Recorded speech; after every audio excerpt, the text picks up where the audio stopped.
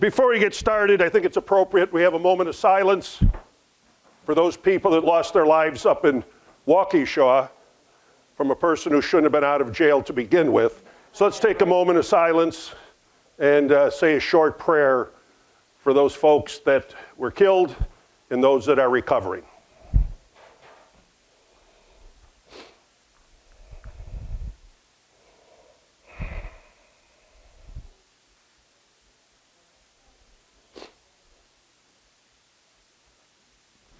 Thank you.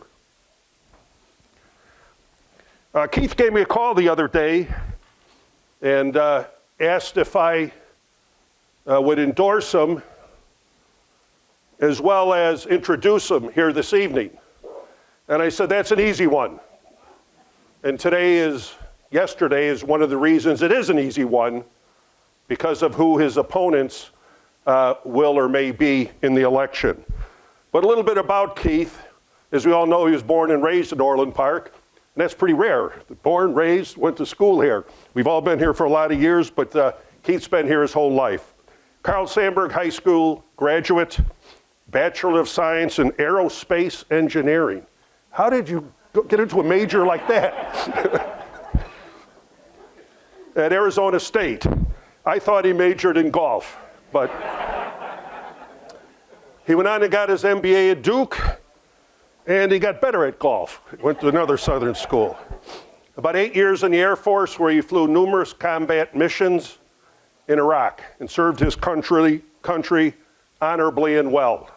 Married to his wife Betty for 29 years, 3 children, and proud to be a grandfather now with 1 grandchild. Mayor of Orland Park for 5 years. Small business.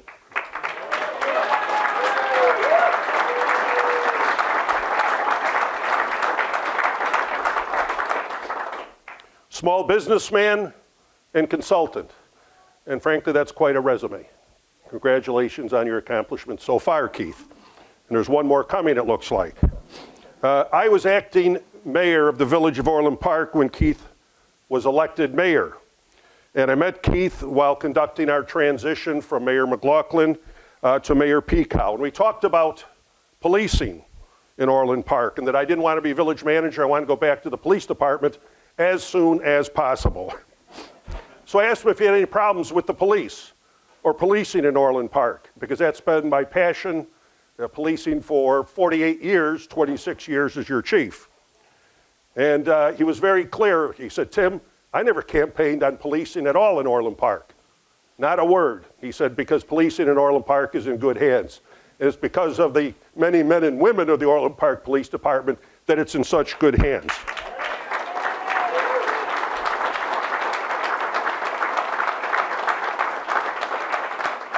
And I said, Keith, frankly, if you screw with the police, I'll run against you for mayor. and I'm glad I didn't have to do that.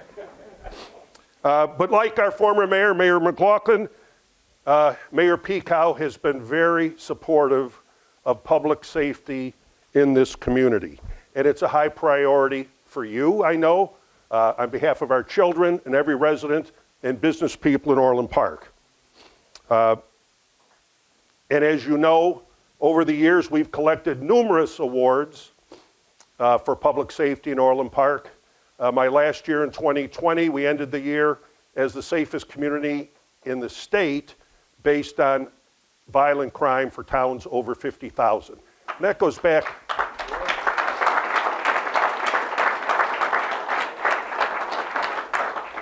That's going back to 1994 when I first started here. In 1994, there was more crime in Orland Park than there is today. And that's a heck of an accomplishment, but it's a credit to the people that have run this town over the many years to provide us with the resources to get the job done.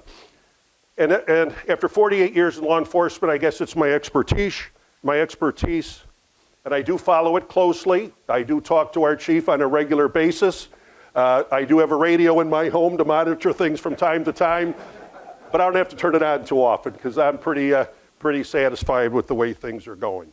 But while my expertise and background may be law enforcement, I'm as interested as you are in inflation that exceeds 6%, the price of gas that they said averages $3.21 a gallon. I said, you can't find that average around here. Groceries, what is going on, what is taught in our schools, judicial appointments, extremely important, foreign policy, and much like you, I paid attention to the disaster in Afghanistan, and then the follow-up that was 2 disasters in Afghanistan, and more.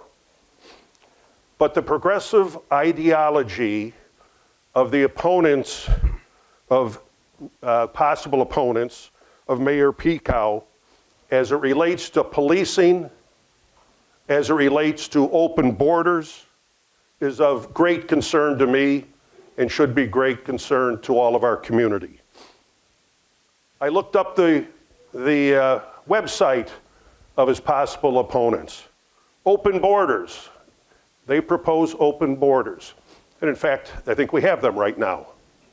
What has it brought us? We know we need immigration. We need immigration to fill jobs. You know, our economy is growing. But we want it the legal way of immigration. Just like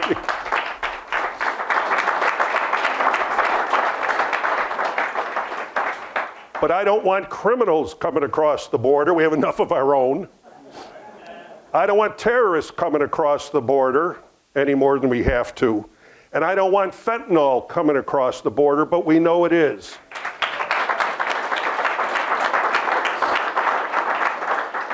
The seizures of fentanyl have broken all records, what is being seized coming across the border, broken all records. And you know another record has been broken? The number of deaths by overdoses as a result of fentanyl.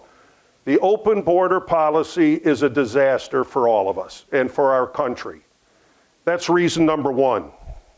Reason number 2, which I see on their website, is defunding the police.